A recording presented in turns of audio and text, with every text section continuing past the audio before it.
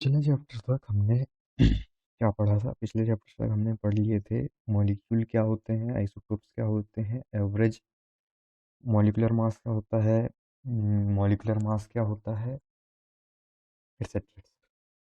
अभी हम जानेंगे एक और क्वांटिटी जिससे हम एटम्स को नापते हैं, एएमयू जो था।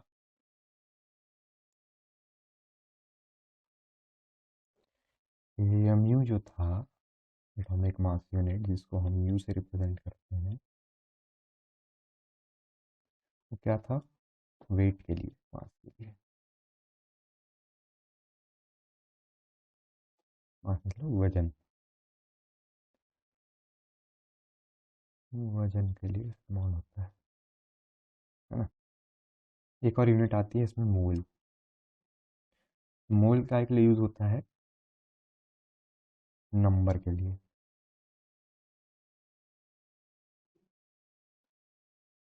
है ना।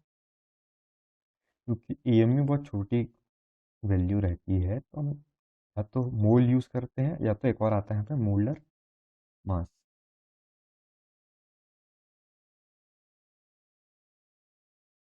जो कि नाम से पता चल रहा है, एक मोल का मास, एक मोल का मास। अच्छा, ये मोलर मास क्यों आता है? मोलर मास इसके लिए आता है क्योंकि जो एएमयू है बहुत छोटी क्वांटिटी है ना। एएमयू बहुत छोटी क्वांटिटी, मतलब एक प्रोटॉन का मास कितना ही होगा, तो हम इसको यूज करते हैं एक मोल के मास को, है ना। ये है मोलर मास। अच्छा, मोल क्या है? जैसे पहले दोनों का अंतर समझते हैं। पता क्या है? जैसे हमारे यहाँ केले, बनाना, बनाना मतलब एमपी में बनाना बिकते हैं दर्जन के हिसाब से, डजन के हिसाब से, है ना। बट अगर आप राजस्थान में जाएंगे, कोटा में स्पेसिफिकली, कोटा में और कहीं कुछ कुछ महाराष्ट्र के डिस्ट्रिक्ट्स में, तो वहाँ पे बिकते हैं केजी में। दोनों सेम चीज़ है, दोनों को अलग अलग तरीके से नापा जा रहा है अपनी सहूलियत के हिसाब से, है ना? वो वैसा एटम के साथ भी आता है, एटम्स और मॉलिक्यूल के साथ भी, है ना। बहुत कम एटम्स हैं तो शायद हम वजन नाप लें, या बहुत ज़्यादा आइटम है तो भी वजन नाप लें, और यह है कि नंबर नाप लें, है ना। ये कंटेनर है, इसमें मेरे को जानना है कि इस कंटेनर में जो गैस भरी है या जो सॉलिड भरा, जो मैटर भरा है, इसका वजन कितना होगा। इसके दो, इसका ये जान लूँ मैं, इसका एएमयू जान लूँ, तो ये हो सकता है कि इसके अंदर कितनी वो भरी है, कितने नंबर ऑफ मॉलिक्यूल्स भरे हैं, एक दो।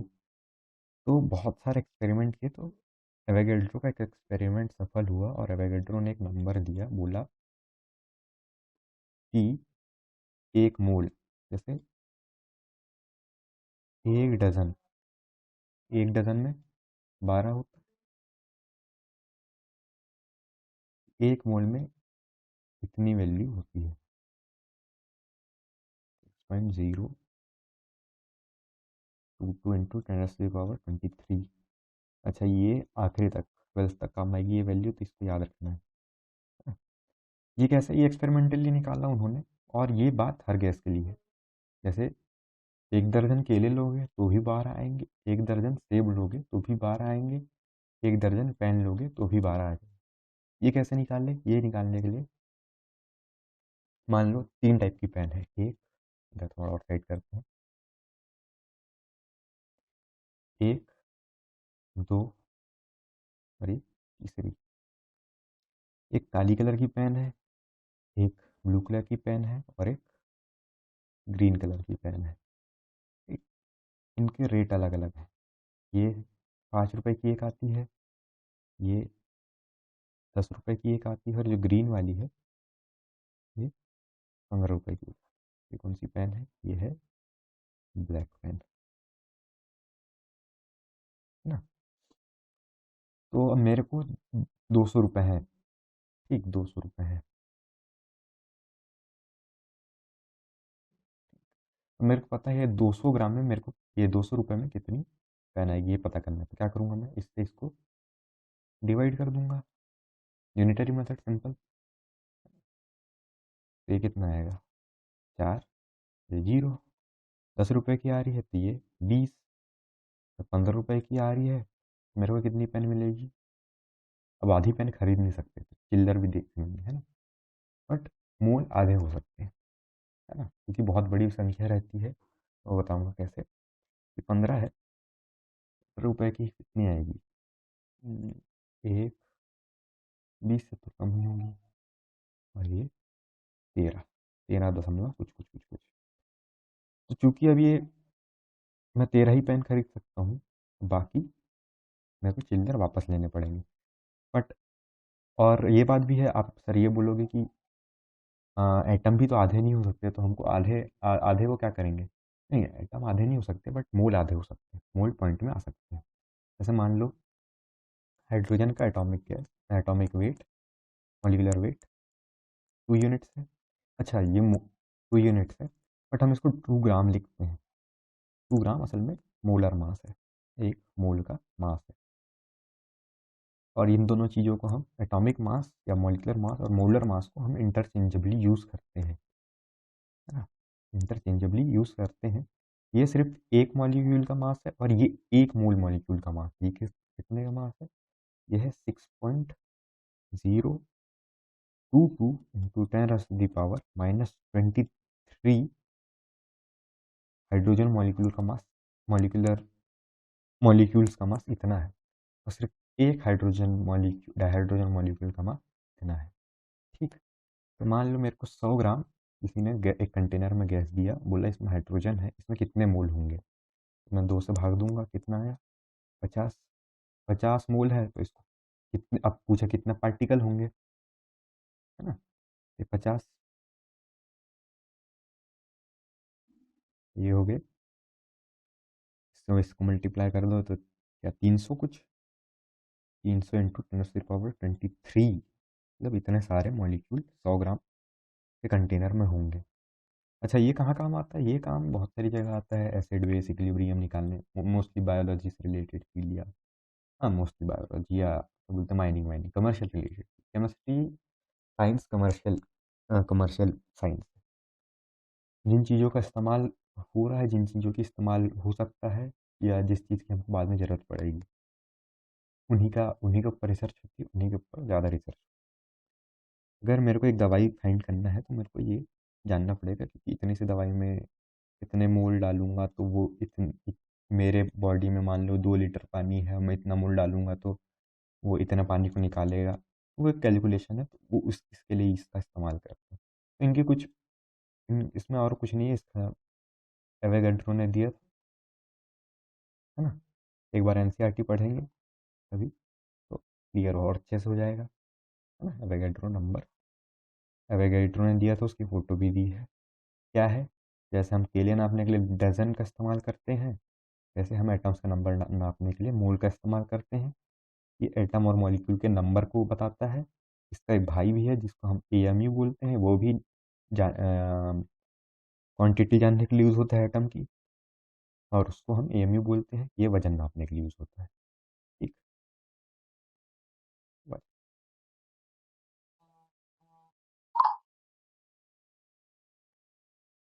थोड़ा आगे बढ़े, हमने लास्ट क्लास में बात की थी कि एटम मॉलिक्यूल्स बनाते हैं, मॉलिक्यूल्स बनाते हैं, मॉलिक्यूल्स जुड़ के मैटर बनाते हैं।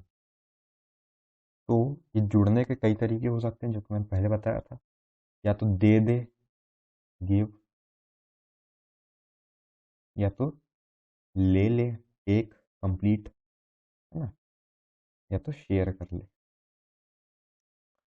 तो गिव एंड टेक से बनता है एक मॉलिक्यूल जिसको हम बोलते हैं आयोनाइजेशन, आयोनिक मॉलिक्यूल्स, हाँ। और इससे जो बनते हैं उनको बोलते हैं कोवलेंट मॉलिक्यूल्स। इसका एक और भाई आता है कोऑर्डिनेट, और वो बाद में देखे जाएगी, हाँ। पहले ये, और जैसे कि मैंने लास्ट पिछले इसमें बताया था कि इलेक्ट्रॉन शेयर करते हैं, तो ये किस प्रॉपर्टी से शेयर करते हैं? वैलेंसी, वैलेंसी मतलब बचे हुए।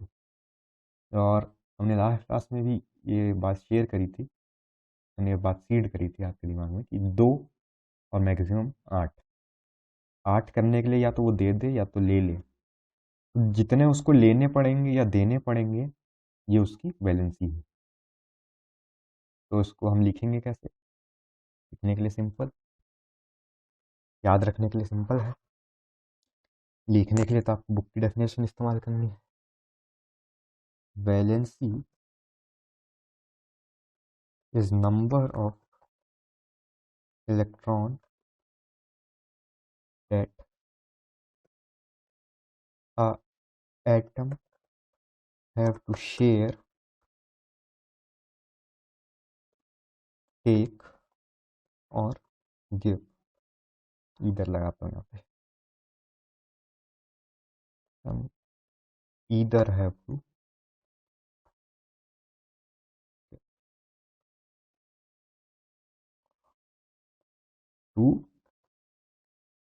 get its inert gas configuration। inert gas configuration क्या होगी? inert gas configuration होगी 8 और हाइड्रोजन के केस में 2। Inert gas inert gas configuration का और अच्छे से हम जानेंगे अगले क्लास में, है ना, जब पीरियोडिसिटी आएगी तब। अभी इतना बस, ये जानने के लिए जान लो। तो आयन क्या बने? अभी दो टाइप के जो मैंने बताया, एक आयोनिक बनाएगा और एक कोवलेंट बनाएगा। कोवलेंट बनाएगा या आयोनिक बनाएगा? आयोनिक जब पूरा दे दे या पूरा ले ले, एक इलेक्ट्रॉन पूरा ले ले, एक इलेक्ट्रॉन पूरा दे दे, दो इलेक्ट्रॉन पूरे ले ले, दो इलेक्ट्रॉन पूरा दे दे, तीन इलेक्ट्रॉन पूरे ले ले, दो तीन इलेक्ट्रॉन पूरे दे दे, एक इलेक्ट्रॉन शेयर करे, दो इलेक्ट्रॉन शेयर करे। इनके एग्जाम्पल, कॉमन एग्जाम्पल हमारा टेबल सॉल्ट आता है ना, NaCl। जब तक इस क्लास में हूँ तब तक यहाँ पे 11 और यहाँ 17 लिखते रहो। बेसिक प्रॉपर्टी है, लिखना चाहिए। ऑक्सीजन, इसमें कितने होते हैं? 8, और इसमें भी 8। इसमें लेविस स्ट्रक्चर करके आता है, उसको मैं नहीं बताऊंगा क्योंकि वो एक और बार 11th में आता ही है, तो जानने का कोई मतलब नहीं है, उस टाइम भी बताया ही जाता है, तो नहीं छोड़ता उसको। ठीक, इसके पास 11 है तो इसका कैसा बनेगा? 2, 8, 1, है ना, इसका 2, 8, 7। तो हम पिछली क्लास में बता दिया था, मैक्सिमम 8 आएंगे। थोड़ा नीचे आने का ऑप्शन देना था माइक्रोसॉफ्ट वाले, इसमें कितने आएंगे? 2 आ कितने सकते हैं? 8 बचे कितने? 6। ठीक, ये 2 और ये 6, है ना। तो इसने क्या किया? इसने क्या किया, इसको 2 की ज़रूरत थी, इसको भी 2 की ज़रूरत थी, है ना, तो इसने 2 बीच में रख दिया और इसने भी 2 बीच में रख दिया, या इधर आ गए, ऐसे इलेक्ट्रॉन क्लाउड शेयर कर लिया। इसको 1 की ज़रूरत थी, इसको या तो साथ ले ले या तो इसको भी गिव अप कर दे। इसको 1 की ज़रूरत थी, इसने बोला कि तू मेरे को 1 दे दे, और इसने बोला कि ये 1 दे देगा, तेरे तेरे पास कुछ नहीं बचेगा, तेरे पास ये कॉन्फ़िगरेशन आ जाएगा, मैं 1 ले लूँगा तो मेरे पास ये वाला कॉन्फ़िगरेशन आ जाएगा। और इन्होंने पूरी तरीके से इलेक्ट्रॉन नहीं लिया, ये बीच में ही घूम रहे हैं, तो इनके पास कंप्लीट गिव एंड टेक नहीं हुआ। तो कंप्लीट गिव एंड टेक से क्या इफेक्ट पड़ेगा? कंप्लीट गिव एंड टेक से ये इफेक्ट पड़ेगा हमको, ये असर पड़ेगा, इसने 1 इलेक्ट्रॉन दे दिया, पहले इसमें कितने? 11 प्रोटॉन थे और 11 इलेक्ट्रॉन थे, मतलब 11 पॉजिटिव माइनस 11 नेगेटिव, तो कितना हो जाएगा? 0 हो जाएगा। अब ये एक कम हो गया तो इसमें कितना बचा? +1। पहले इसमें +17 थे, proton is equal two electron in neutral atom, इसने एक इलेक्ट्रॉन ले लिया, -1 ले लिया, तो ये 18 हो गए। कितना बचा? -1। तो इसके ऊपर कौन सा चार्ज आ गया? Minus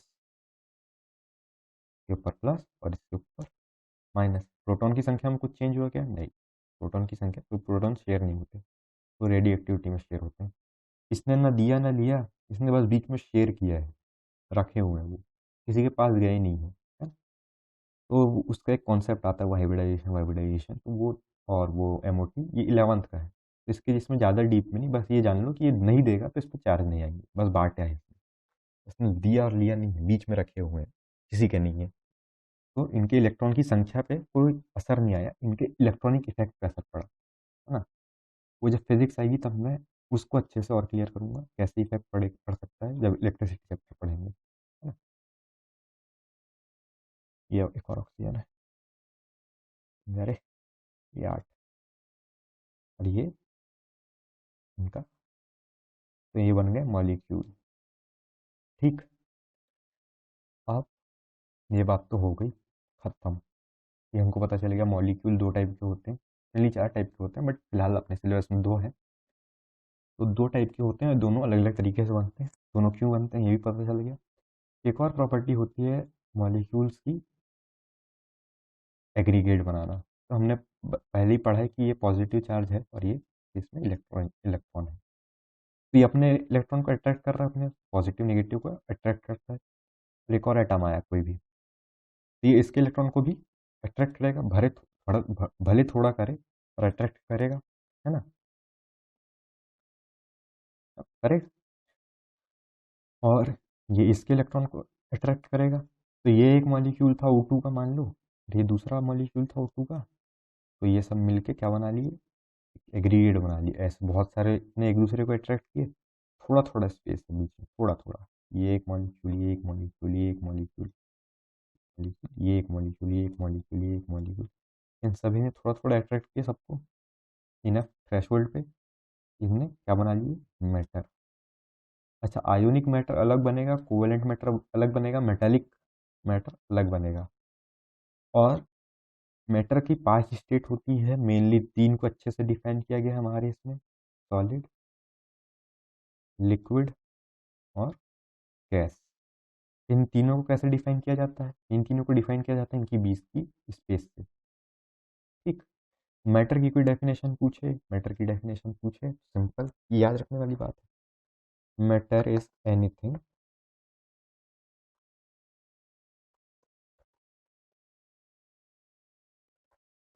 that occupies space and have mass। ठीक, ये मैटर, इनकी मेनली 3 स्टेट रहती हैं, सॉलिड, लिक्विड और गैस। और इन तीनों को डिफ्रेंशिएट किया जाता है इनकी बीच की स्पेस से, मतलब इनका प्रोटॉन इसी के जैसे दूसरे मॉलिक्यूल के इलेक्ट्रॉन को कितने अच्छे से अट्रैक्ट कर सकता है उस बेसिस पे, है ना, अट्रैक्शन फोर्स पे। ठीक, तो सॉलिड में ये गैप कम होगा, है ना, लिक्विड में ये थोड़ा ज़्यादा होगा, गैस में बहुत ज़्यादा होगा। और ये तीनों चीज़ें एक दूसरे में कन्वर्ट हो सकती हैं, ये तीनों स्टेट में कोई भी चीज़ कन्वर्ट हो सकती है। इसका सबसे अच्छा एग्जांपल होता है आइस, सबसे अच्छा एग्जांपल होता है अपना आइस, है ना। पानी है, आइस बनता है 0 डिग्री सेल्सियस पे, 0 डिग्री सेल्सियस पे पिघलता है, 0 डिग्री कांस्टेंट रखेंगे, आइस रहेगा, 0 डिग्री पे पिघलता है, वाटर बनता है, और वाटर से वाटर वेपर बनता है ना। ये तो मैटर की एक और क्या प्रॉपर्टी है, मैटर तीनों स्टेट में ट्रैवल कर सकता है, मतलब इंटरचेंज हो सकता है तीनों स्टेट में, या तो स्टेज एक एक करके हो, या तो डायरेक्ट हो जाए। डायरेक्ट एग्जांपल हमारा कपूर है, कपूर जलाते हो तो डायरेक्ट वो बन जाता है गैस, है ना। अच्छा, इसके आगे, इसके आगे क्या पढ़ना चाहिए, ये था। और हाँ, एक एक अच्छा इक्विलिब्रियम वाला टॉपिक, इक्विलिब्रियम, जैसे कि मैंने पहले ही इसमें बताया था कि जो इन यूनिवर्स है वो स्टेबल भी रहना चाहता है और रिएक्ट भी करना, रिएक्टिव भी, रिएक्ट भी करता रहता है ना, रिएक्ट भी करता रहता है, पर वो स्टेबल रहना चाहता है। इसी कंडीशन को हम बोलते हैं इक्विलिब्रियम। इक्विलिब्रियम मतलब, इसको ईजी वे में ऐसे समझो, मेरे पास 10 रुपए थे, मैं आपको 10 रुपए दे रहा हूँ और आप मेरे को 10 रुपए दे रहे हो, हम दोनों 10 रुपए एक दूसरे को देते जा रहे हैं रेगुलर, वो है इक्विलिब्रियम। या तो, हाँ यही है इक्विलिब्रियम। या तो एक, ये H2O है, ये गैस बन रहा था। अब एक ऐसा पॉइंट आया कि ये गैस बन गया, गैस से वाटर बन रहा है, जितना अमाउंट गैस बन रहा है उतना अमाउंट वाटर बन रहा है ना। तो ऐसे इसी एग्जांपल में और अच्छे से समझ, मैं आपको 10 रुपए का नोट दे रहा हूँ और आप मेरे को 1 1 रुपए के 10 सिक्के दे रहे हो। एट दी एंड 10 ही रुपए बच रहे हैं। इकोनॉमिकली कोई चेंज नहीं आ रहा है, इकोनॉमिकली मैं कॉन्स्टेंट हूँ पर प्रोसेस चल रही है। यही बात इन्हीं में भी आती है ना। तो एक कॉन्सेप्ट आता है इवोपरेशन का, या इवोपरेशन का। तो इवोपरेशन क्या है? इवोपरेशन है जब कोई वाटर बॉडी इवोपरेट होती है, वाटर वेपर प्रोड्यूस करती है ना। और ये वाटर वेपर क्यों बनते हैं? ये बिना इस पे टेम्परेचर और प्रेशर का असर पड़ता है, बट वैसा नहीं पड़ता जैसे हम समझते हैं। इसमें कैसे असर पड़ता है? जैसे हमको पानी गर्म करना है तो हमको उसको टेम्परेचर देना पड़ेगा, है ना। तो टेम्परेचर देते हैं जब इधर नीचे से, तो वो जो ये इक्विलिब्रियम पहले से रहता है वो डिस्टर्ब हो जाता है ना। वो डिस्टर्ब हो जाता है, तो यहाँ पे ज़्यादा पानी आता है और यहाँ पे कम, है ना। तो कौन सी प्रोसेस आगे बढ़ती है?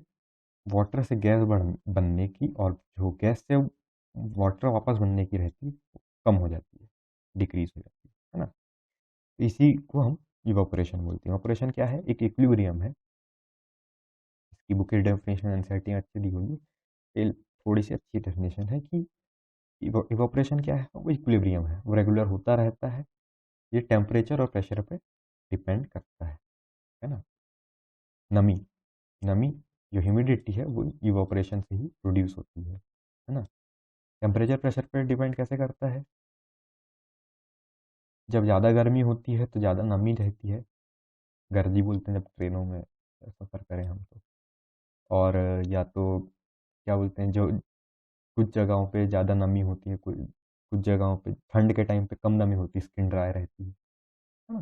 ह्यूमिडिटी, प्रेशर, ऊपर जाओ तो क्या बोलते हैं, कम रहती है ह्यूमिडिटी, या मतलब गोवा में ह्यूमिडिटी ज़्यादा रहेगी और हिमालय में ह्यूमिडिटी कम रहेगी। तो ये ह्यूमिडिटी है। अच्छा, एक दो दो मैटर के स्टेट और दिए हैं। मैं इसको जल्दी जल्दी इसके लिए निकाल रहा हूँ क्योंकि ये कई बार पढ़ चुके रहते हैं हम। सॉलिड क्या है, लिक्विड क्या है, गैस क्या है। आखिरी में ट्रायंगल बता दूंगा, वो याद रख लेना, बाकी हो जाएगा। एक तो प्लाज्मा है, और एक है अपना बोस आइंस्टाइन कंडेंसेट। इसको मैं बुक की डेफिनेशन बता रहा हूँ। ये येलो बॉक्स में दिया है तो सिर्फ मोर टू नो है, हमारा ज़्यादा कोई काम का नहीं है। अच्छा, जो इवोपरेशन वाला जो है ना, ये इवोपरेशन वाला ही हमको दो काम आता है। एक पहला काम आता है घड़े में, जो घड़े रहते हैं, पॉट रहते हैं। घड़ों में जब पानी ठंडा होता है तो यहाँ यहाँ पे, या कई बार देखा होगा लोग, वो वहाँ पे बोरा बंधा हुआ रहता है, मटके के ऊपर ऐसे बोरा बंधा हुआ रहता है। वो क्यों बंधा हुआ रहता है? उसके ऊपर पानी छिड़के हुए रहते हैं। वो इवोपरेट होता है, वाटर वेपर आजू बाजू बनते हैं। और वाटर वेपर जब आजू बाजू बनते हैं,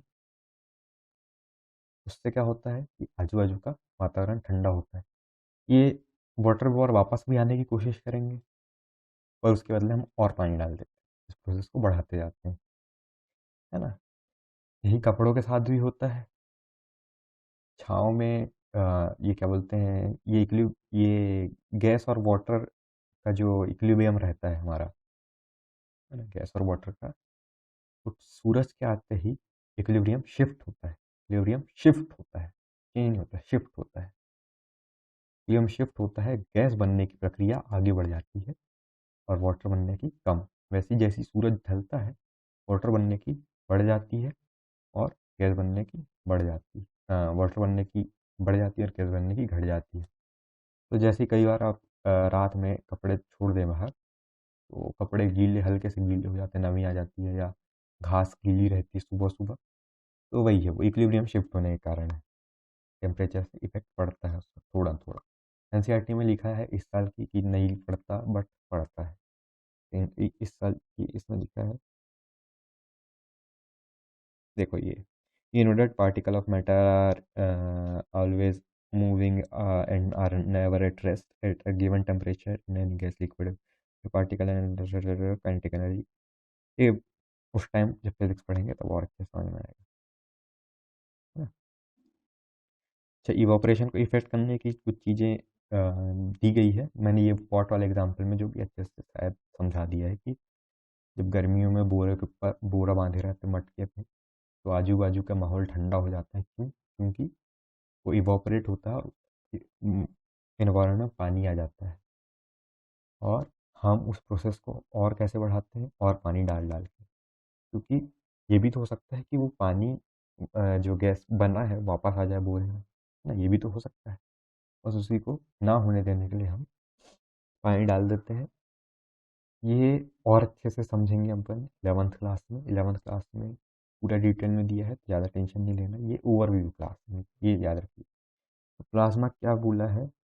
plasma state consist of super energetic and super excited particles, these particles are in the form of ionized gases and fluorescent tube and neon uh, ionized high energy, high energy ionised gas. Ionised gas मतलब मैंने क्या बताया था? Ion मतलब क्या होता है? Positive या निगेटिव चार्ज वाले एटम। आयोनाइज्ड गैस मतलब जो गैस में ये कंसिस्ट होंगे। वो इसके एग्जांपल हमको वो वाले बल्ब दिए हैं जो बार बार में दिखते हैं, बार में या होटलों के ऊपर लिखा हुआ था लाल, चमकीली जो लाल नीली लाइट रहती है ना। एक और है, इसके बारे में कुछ दिया नहीं है, ये बस ये पता रहता है हमको कि ये बहुत ओल्ड, ये बहुत हाई टेम्परेचर पे होते हैं और ये बहुत कोल्ड टेम्परेचर पे होते हैं, है ना। ये बहुत कोल्ड टेम्परेचर पे होते हैं और ये बहुत हाई टेम्परेचर पे होते हैं, ये मेन बात याद रखिए।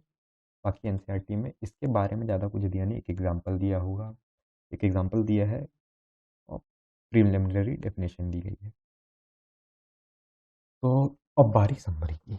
इस क्लास में हमने क्या किया? इस क्लास में ज़्यादा कुछ नहीं, पहले क्लास में हमने अपना पहला चैप्टर ख़त्म किया, पिछली क्लास में हमने आखिरी के 2 चैप्टर ख़त्म किए थे और आखिरी चैप्टर बचा है हमारा आर मैटर प्योर वाला, इस मैटर प्योर। तो इसमें हमने समझा कि मोल क्या है ना, आयनिक कंपाउंड क्या हो सकते हैं, कोवलेंट कंपाउंड क्या होंगे।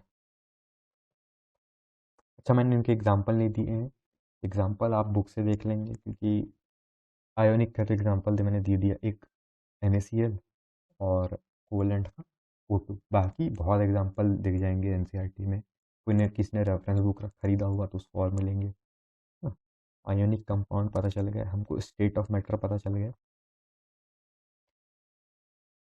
स्टेट ऑफ मैटर का ऐसे डिफाइन करते हैं, स्टेट ऑफ मैटर हम पता करते हैं उनके बीच के मॉलिक्यूल्स के अट्रैक्टिव फोर्स से, जितना ज़्यादा अट्रैक्टिव फोर्स उतनी कम दूरियाँ, और जितनी कम दूरियाँ उस हिसाब से हम उनको डिफाइन करते हैं, सबसे कम सॉलिड, फिर लिक्विड, फिर गैस, है ना। इनको इस चीज़ को याद रखना, अट्रैक्टिव फोर्स वाली चीज़ को, ये अपने को काम आएगा हमारे अगले टॉपिक में, है ना। अभी मैं चेक कर लेता हूँ अगर कुछ छूट रहा हो तो। ठीक, फिर मैंने बताया कि ये प्लाज्मा क्या है, और कंडेंसेट, बी कंडेंसेट, और एक और चीज़ बताई थी मैंने, मोलर मास।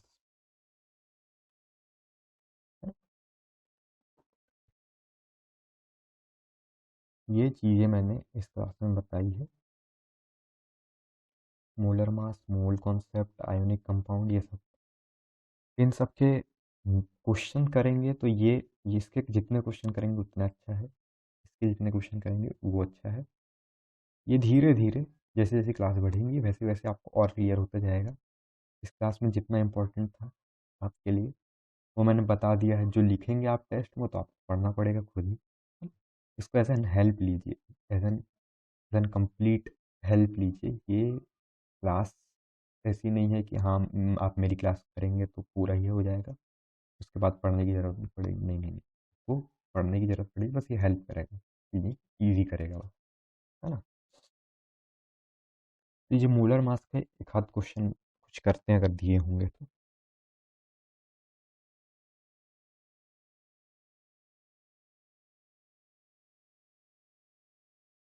अ, ये मूलर मास का क्वेश्चन दिया है यहाँ पे। Calculate molecular mass. Molecular mass और मूलर मास में अंतर है। मॉलिक्यूलर मास मतलब नाम से हमारा मॉलिक्यूल का मास। मूलर मास मतलब एक मोल का मास।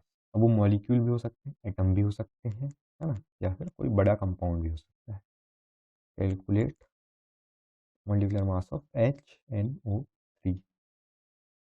ये मॉलिक्यूल है, इसमें ये एटम है। ये कैसा कंपाउंड है?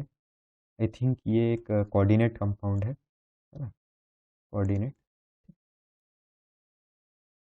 ये हाइड्रोजन है, इसमें एक नाइट्रोजन है और 3 ऑक्सीजन है।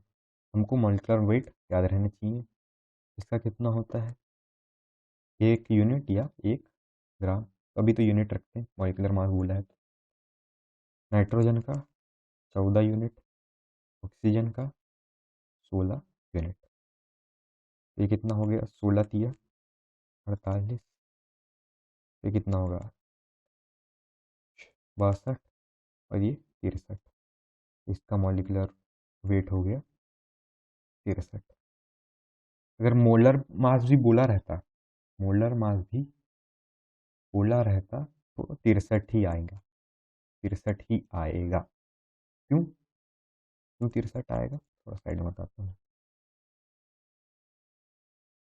एक मोल क्या है? एक मोल ये है जिसमें इतने मॉलिक्यूल आ जाएं एक मटेरियल के, है ना। या ये उसके फॉर्मूला में फिट हो जाए। उसका फॉर्मूला क्या है? गिवन मास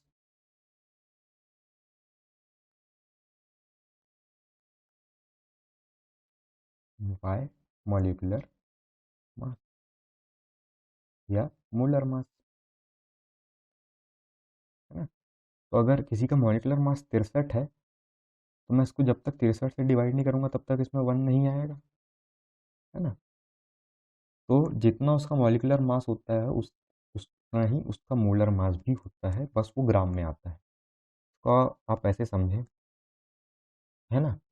अगर 40 रुपये दर्जन केले चल रहे हैं, 40 रुपये दर्जन केले चल रहे हैं, तो मैं 40 रुपये लेके जाऊंगा तभी मेरे को केले मिलेंगे 1 दर्जन, है ना।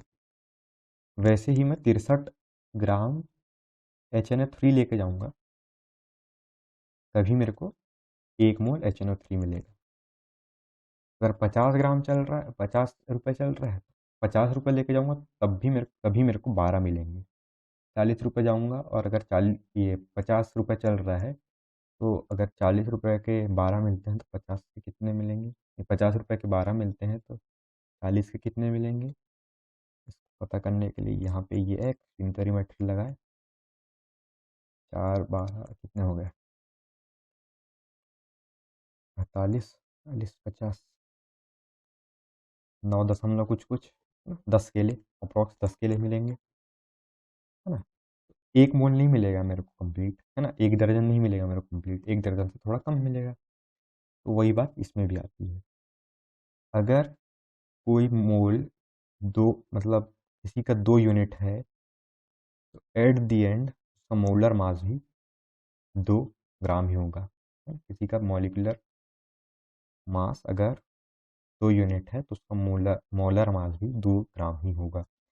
इसको क्यों? क्योंकि अगर किसी का मॉलिक्यूलर वेट 30 है ना, मेरे को 1 चाहिए, मेरे को 1 मोल चाहिए, और अगर उसका मॉलिक्यूलर वेट 63 है तो मेरे को 63 ग्राम ही लेके जाना पड़ेगा एक मोल लेने के लिए, तो वो हो जाएगा 1 मोल का मास। ये मैं जैसे ही बताया था कि इंटरचेंजेबली यूज़ होते हैं, यहाँ पे ग्राम भी लग जाएगा कई बार, यहाँ पे यूनिट भी लग जाएगा। फिर से कि अगर मेरे को 1 मोल H2 चाहिए तो मेरे को 2 ग्राम लाने पड़ेंगे हाइड्रोजन के मॉलिक्यूल।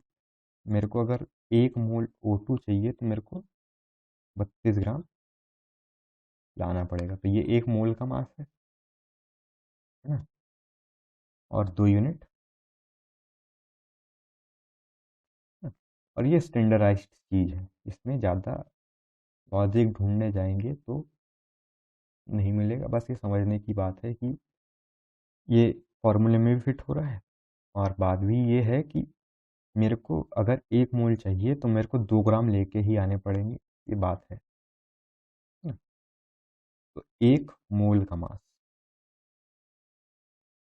मान लो,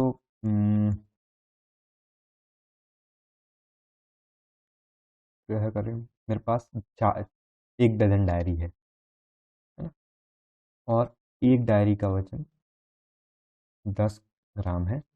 अगर मेरे को 100 ग्राम चाहिए, है ना,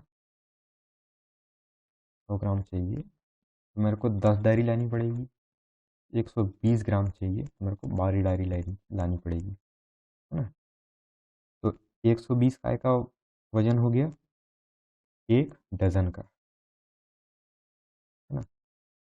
कोई मेरे को बोले भैया 1 डज़न तेरे को कुछ लाना है, डायरी लानी, 1 डज़न डायरी लानी है, या तो मैं 12 डायरी गिनूँ या तो 120 ग्राम गिन के ला दूँ। चलो ये तो छोटा अमाउंट हो गया कि अरे यार एक एक डज़न मतलब 12 ही गिनने। कोई बोल दे कि तुमको हम मेरे को 400 डज़न चाहिए, 400 डज़न मतलब कितना होगा, 400 डज़न मतलब होगा 4800 नो 48 नग, 4800 नग। मेरे को 4800 गिनने पड़ेंगे। इससे अच्छा मैं इसको और 10 से मल्टीप्लाई कर दूं, है ना, क्योंकि मेरे को, नहीं 120 से मल्टीप्लाई कर दूं क्योंकि मेरे को पता है ना, ये 400 को मैं 120 से मल्टीप्लाई कर दूं, या तो इसको मैं 10 से मल्टीप्लाई कर दूं, है। तो 400 में 120 का मल्टीप्लाई करूंगा तो मेरे को ये मिलेगा, है ना। मैं इतनी ग्राम गिन लूँ, मतलब 48 किलो डायरी गिन लूँ तो मेरे को 400 डज़न मिल जाएगा। तो ये स्टैंडर्डाइज्ड चीज़ बता दी गई, है ना, कि अगर 1 मोल हाइड्रोजन चाहिए तो 2 ग्राम लाना पड़ेगा, ऑक्सीजन चाहिए तो ऐसे सब स्टैंडर्डाइज है।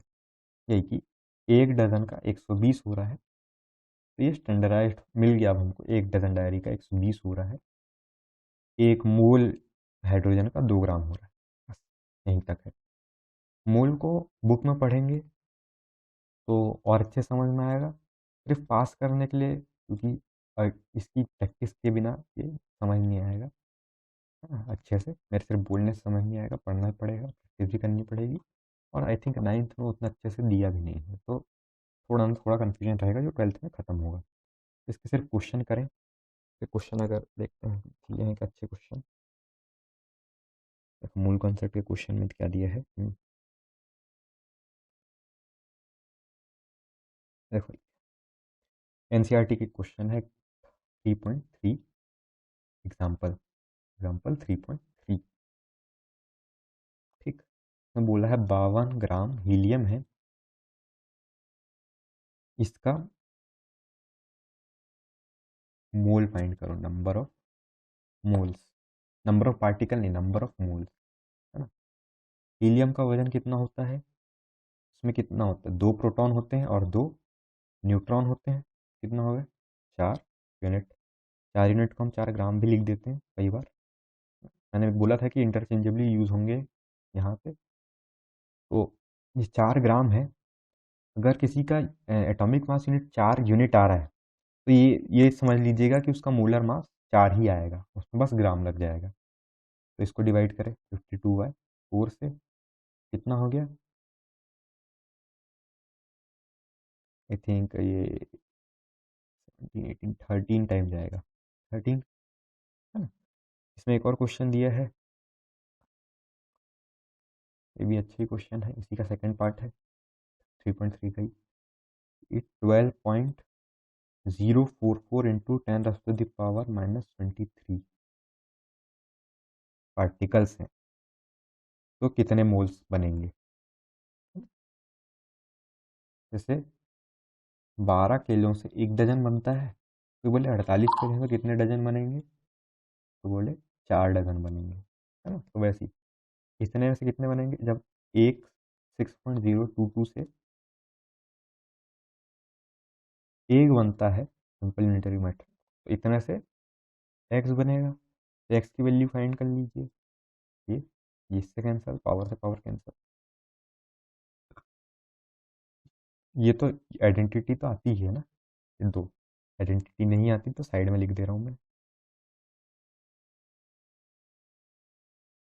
आइडेंटिटी नहीं आती तो ये लिख दे रहा हूँ, 10x - 10y,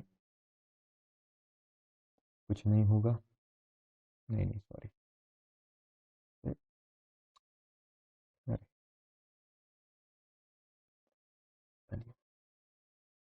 10x × 10y, 10x - y, 10x ÷ 10y,